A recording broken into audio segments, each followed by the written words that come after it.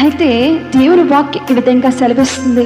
1 కొరింథీయులకు రాసిన పత్రిక 6వ అధ్యాయం 20వ వచనంలో, విలువ పెట్టి కొనబడిన వారు కనుక మీరు మీ దేహంతో దేవుని మహిమపరచుడి అని దేవుని వాక్యం సెలవిస్తుంది.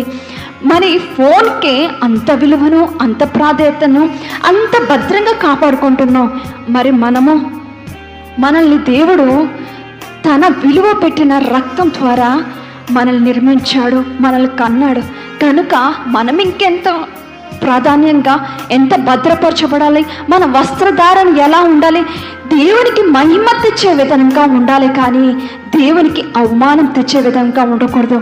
అయితే ఈ దినం మన వస్త్రధారణ ఎలా ఉందో మనలో మనం పరీక్షించుకొని, మన వస్త్రధారణ వల్ల దేవుడు మహిమపరచబడుతున్నాడా లేకపోతే అవమానపరచబడుతున్నాడా, మనల్ని మనం పరీక్షించుకుని సరి చేసుకుని దేవుని మహిమపరిచే వారముగా, దేవుడిలో మనం ఎదిగే వారముగా దేవుడు మనల్ని ఉంచును గాక.